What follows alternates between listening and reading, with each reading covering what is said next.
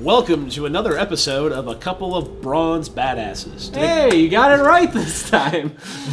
This might be the fourth time we're recording this one, and every time except for this time, I have screwed up the name. It's the first try if they don't hear the other ones. Well, I'm exhausted. I haven't slept in a while, and it is going on 2 a.m. here, and I was up at 7 a.m.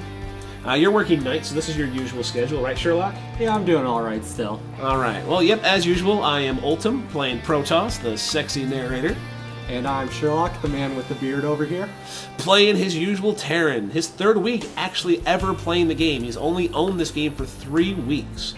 Well, actually, this is the end of the second week since we started on the first day I got this game. That is true. This is the third time we've gotten together to play. Third time gotten together to play, owning the game for about 2 weeks. Anyway, real quick, our openings are very basic openings. 9 pool scouts for, not 9 pool, 9 pylons. 9 pool with Protoss, amazing. I know, I am that good. No, 9 pylon scout, Terran goes to build the wall. He doesn't scout because you don't really see the need in 2s. I get down here and I notice the wall is non-existent. He has no walls at either of the ramps. And I managed to escape the gaze of that overlord. And I decide just to tuck my probe up here in this corner, and we're going to see how that pans out for me. It seems to have been fairly effective in several of the games when you managed to get a little probe hiding away in the corner. Yeah, actually, we've played about 10 games, and I've pulled the probe trick off 5 times, and 4 of the 5 times has netted in a very quick victory for us. Very decisive. I mean, I know it's only bronze, but it still makes me feel all warm and fuzzy inside when I can sneak behind their wall and catch them completely off guard. It is a little bit disappointing, though, when none of my troops get to see any action. Well, he's used to most of his troops not seeing action, if you catch my drift. We got Forever alone. Forever alone, indeed. We got his SCV microwing, because we're checking for bunker rushes. It was weird that we didn't see the wall, so I thought maybe he was doing something weird. Turns out he's just bad, sneaks an overlord in. This overlord does not end up going to the sweet spot. I don't know, I learned long ago that there's this hidden spot where Marines can't reach the Overlord, and it just drives me crazy when a Zerg puts the player there. Speaking of Zerg, this is the first Zerg we've seen all night, wasn't it? Yeah, it was quite interesting. 10 matches and no Zerg at all. We fought a bunch of mirror teams and actually held our own. We got schooled once, learned how to play our roles. Yeah, I was trying to mess around with getting a couple factories going since the pure bio approach that was taken last week was doing alright early on, but then it would peter out power level wise. So now we're going, Thor is here. It has to do with Sherlock's crush on Arnold Schwarzenegger and saying, Ooh, Arnold. What's the cookie quote we like so much? Put the cookie down from Kindergarten Cop. Anyway. Get your ass to Mars.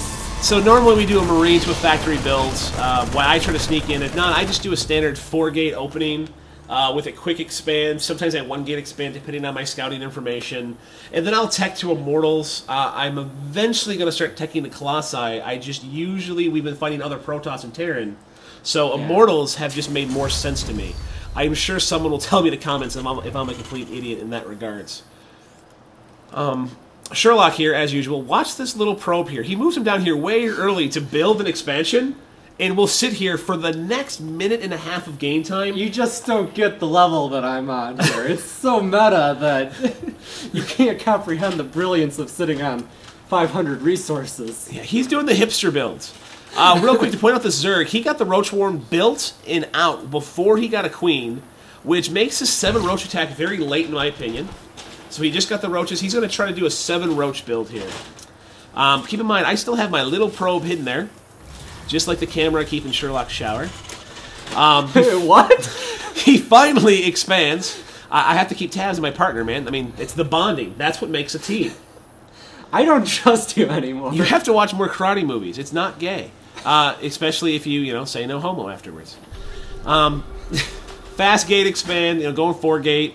I'm really confident because I have this base in. At this point, I'm just going as fast as I can to get as many gates up with warp technology. Completely stop scouting, completely blind to this attack coming up. Yeah. 7 Roaches are deadly, but it is at the 6.5 minute mark, and we should have been able to handle this better. But between me being in the enemy's base and you sucking at combat, I got the job done.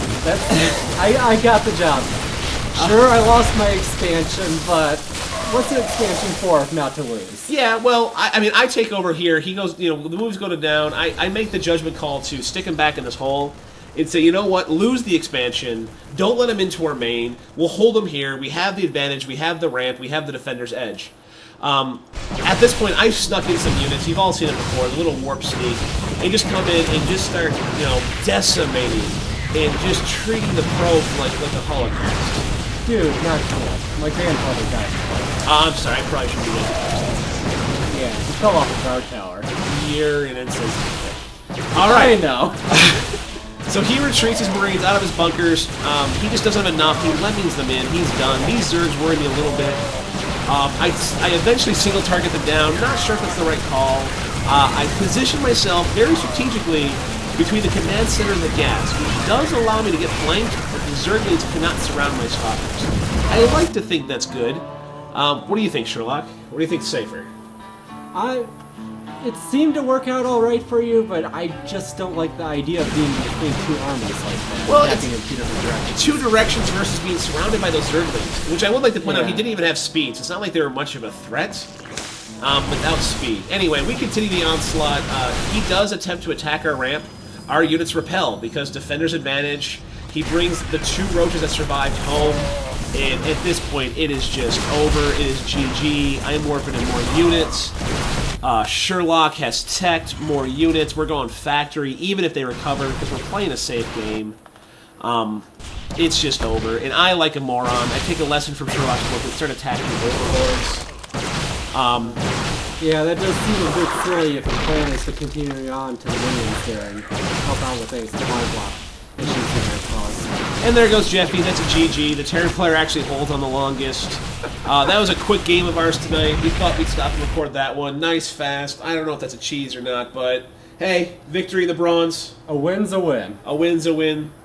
We will catch you guys later. Thanks for watching the videos. See ya. Adios. All right.